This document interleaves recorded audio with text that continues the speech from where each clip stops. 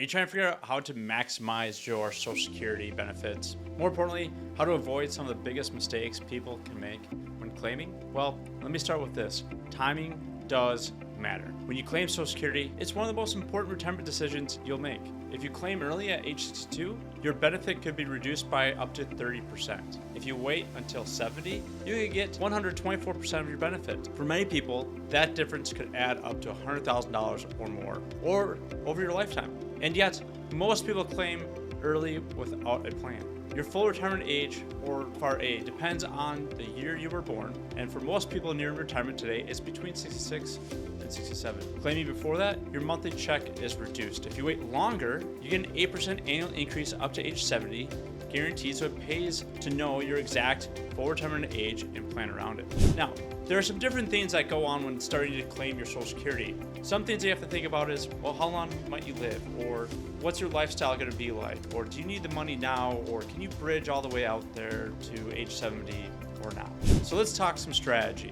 If you're a high earner in your household and in good health, delaying until 70 may make sense. The reason why is because you might have the higher check than your spouse, and if you're the one that passes first, or if your spouse passes first, the larger of the two checks remain. Okay, so that way you can keep that larger check, and that is a good benefit for you or your spouse. It can also mean more for things later, meaning if you have health issues or need income now, starting earlier may be the right move. If you're married, you may be eligible for a spousal benefit, up to 50% of your spousal benefits for retirement amount. That's if maybe you don't have a big Social Security benefit, you could collect up to 50% of your spouse's Social Security benefit up to their full retirement amount. So if their full retirement age is 66 or 67, you can get 50% of that benefit if it's larger than your own benefit. And if you were born before January 2nd, 1954, you might still qualify for a restricted application, which allows you to collect spousal benefits while your own benefit keeps growing. Now, if you're widowed,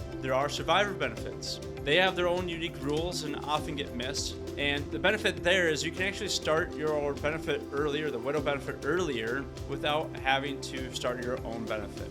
You still have some other rules that apply, like earned income rules, but if you're retired or you don't have earned income and you're widowed, then a survivor benefit might be the thing to do before you start taking your own benefit. Now let's talk about taxes. Taxes on your Social Security. I just got into a discussion with one of my clients about whether they were taxed on their Social Security beforehand or not.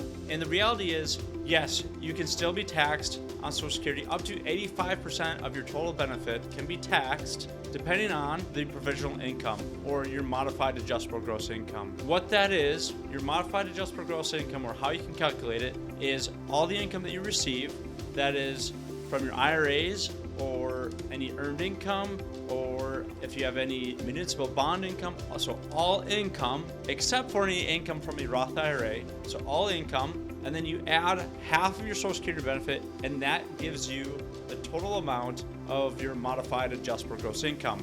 Now, if your modified adjustable gross income is more than $25,000, if you are single, then 50% of your benefit is going to be now taxable. If it's less than $25,000 based on the equation, none of your Social Security will be taxable. Now, if you are up to $34,000 if you're single, then up to 85% of your Social Security is now taxable. If you are over the $32,000 threshold, then 50% of your Social Security is now taxable. Now, if you have over $44,000 based on that formula, then 85% of your Social Security is now taxable at whatever tax bracket you're in. So Social Security is a little bit more complex because it can be taxed at different ways, and there are strategies to be able to reduce how much your Social Security will be taxable, like coordinating your withdrawals. Should you grab out a after-tax bucket or grab from your tax-deferred bucket? Or can you use money from a Roth IRA? Or are you doing Roth conversions before you take your Social Security so you can reduce your overall income when you are taking income in retirement? Or are there ways you can spread out your income? A lot of those different decisions can come, especially in retirement, and can reduce your overall Social Security being taxable. One thing that's happened, or one thing that I realized, is that you might not understand how taxes might impact your Social Security up until you have to recognize more taxes. So when you turn age 72 or 73, depending on when you were born, or even up to age 75, based on the Secure Act, you have to start taking required minimum distributions from your tax-deferred accounts. Your tax-deferred accounts are your IRAs, your 401ks, anything that you have yet to pay taxes on. That money you will have to still take regardless at either 72, 73, or 75, depending on when you were born. What could happen is you might be taking Social Security, you might not have to take any distributions or very few distributions or not that much income from your tax deferred buckets, which then means you don't have a very high modified adjustable gross income. But what can happen is if you don't plan for this, you might have a required minimum distribution that's much more than what you're usually taking, and it could actually increase your modified adjustable gross income to cause your Social Security to become more taxable. So that's one big thing you might want to avoid. I was actually meeting with someone after I did a seminar. I met with this guy. He came up to me afterwards. He said he screwed up. I'm like, what do you mean? Well, what he didn't think about were the required minimum distributions. Now, we'll just call him Joe, but Joe worked for the post office. He had a nice pension, saved well, and had Social Security. Now, he was living off of his pension and Social Security and didn't need any of his tax-deferred money, or didn't need any money from his IRA, because living off of the Social Security and the pension was enough income for him. Then, after attending the seminar, he realized, oh shoot, I forgot about required minimum distributions. So when he turned 72, he's going to have to take out a certain amount out of that IRA, which at that time was about $500,000. And if it grew over the time, the required minimum distribution was going to be much bigger. So now what was going to happen is he's currently in the 50% bracket based on the modified adjustable gross income.